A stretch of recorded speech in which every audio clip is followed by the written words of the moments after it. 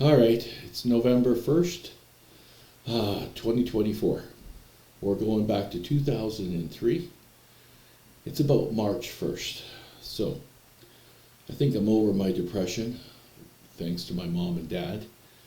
They're going to give me $40 a day allowance, which is the equivalent of $100 today. And my dad's buying me a car. That's not brand new. I think it's a GMC, and it's purple. We went to go get it. I thought it was originally blue, but he says you liked it so much that it didn't matter the color. And I found out that purple is a psychic color, and that's why I was attracted to it. But anyway, so now I'm on my quest for God, and I got to go to this place where he wants me to go, which I don't know where it is exactly. So the angels told me, you'll get a sign. I said something that's rare. So try to remember it's winter. March 1st, we're still in winter. And this rainbow appears, which is rare in the winter, believe it or not. So I follow the rainbow, and it lands on this adult entertainment facility, strip joint, a parlor, I don't know what you want to call it, dancers. So I go in the place. So it turns out I know the owner. I know a few of the dancers. They would come into my restaurant, and I knew a couple of the waitresses. They would come into my restaurant, and they said they were sorry that I lost my restaurant, this and that. And the owner came over to me and he says, "Do you still do those readings?" And I said, "Yeah, but I can't do them at home anymore because my father, after experiencing the floating stuff and falling, he just thought that perhaps it wasn't a good idea to do readings in the house anymore. Even though the house is gigantic and there's lots of room, I said, okay. But he said, I'm going to help you with your bills, your finances, everything, as long as you don't do the readings in the house. I said, okay. So now I have to do the readings when I go to people's places and stuff like that.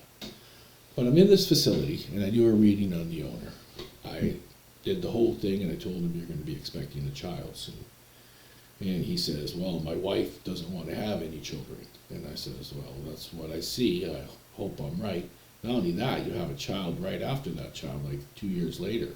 So you have a kid, then another year later you have another one. He goes, well, that's impossible. He goes, no way that's going to happen. And then I did a reading on a couple of the other girls.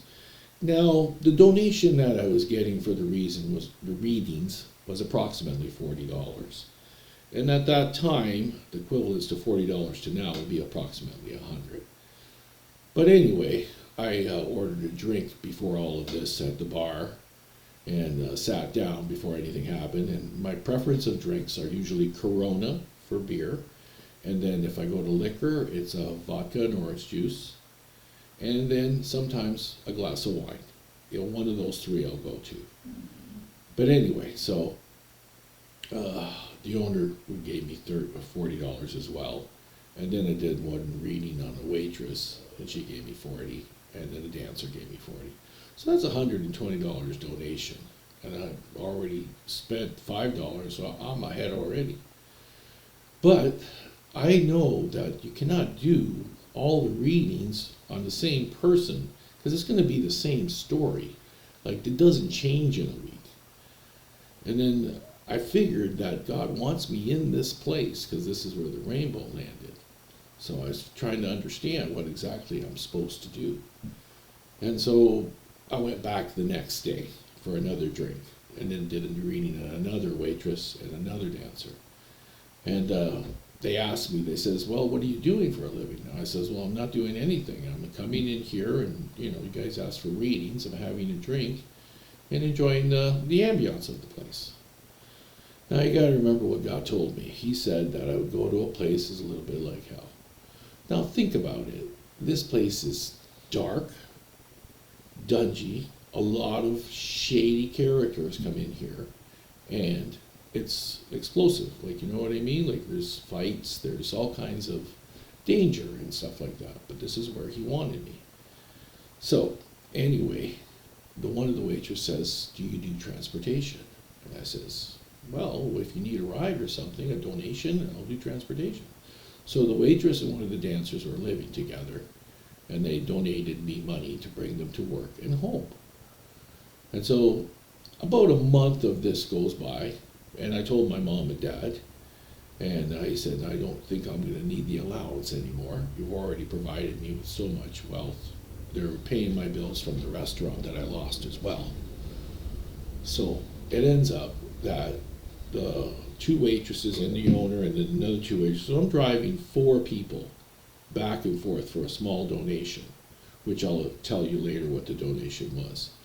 It's usually, I'll tell you now, it's $5 each person at that time, which is pretty good. The taxi drivers were charging like $5 too, so I was charging exactly what charging.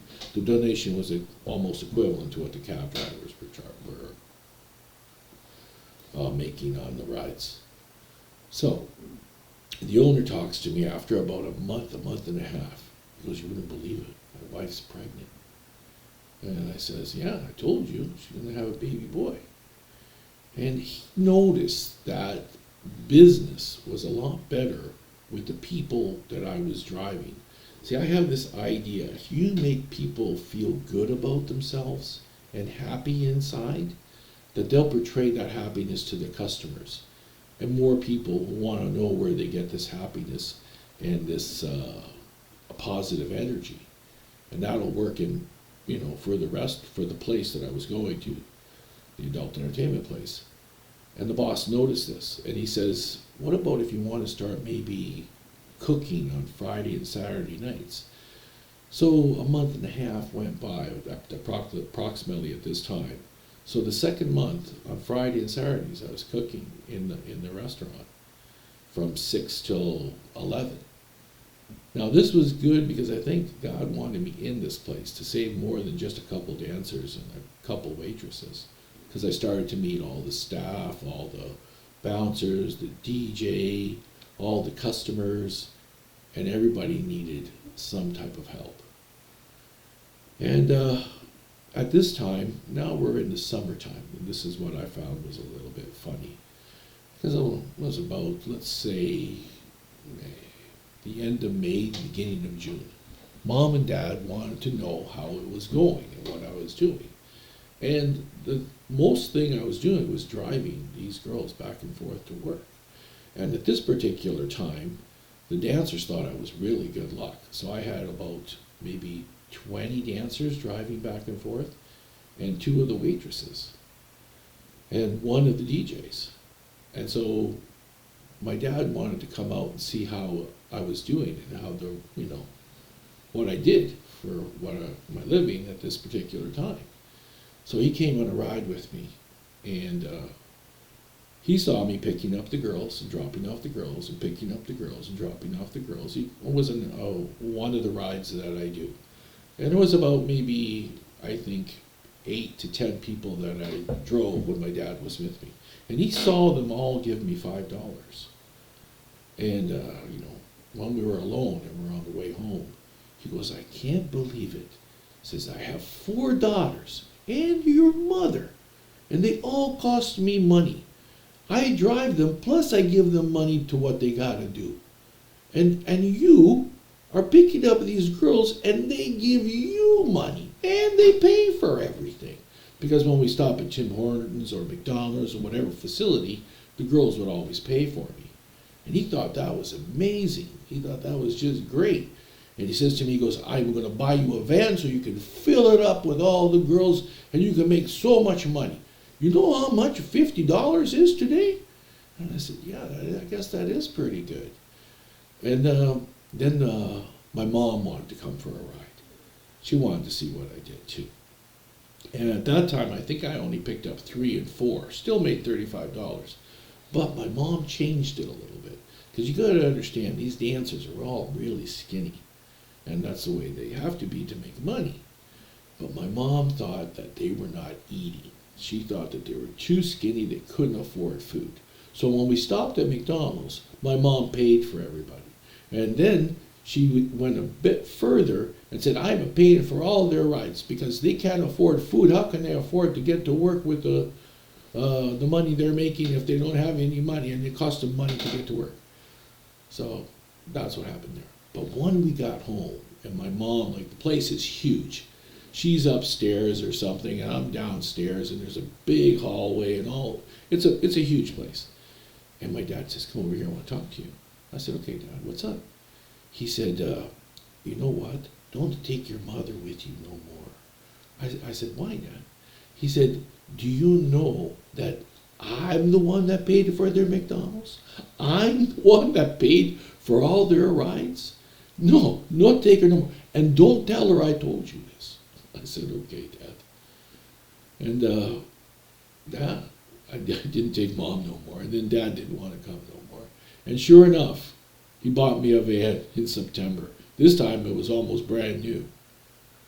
But this is where I'm at. And it's 2003. We're at the end of September. That's when I got the van. And I'm actually liking what I'm doing, like God said I would. He says, "You're going to enjoy it and you're going to have fun." But I understand the idea of being a little bit like hell. But I was happy at the time. And that's it for now. Talk to you later. Bye, Birdy.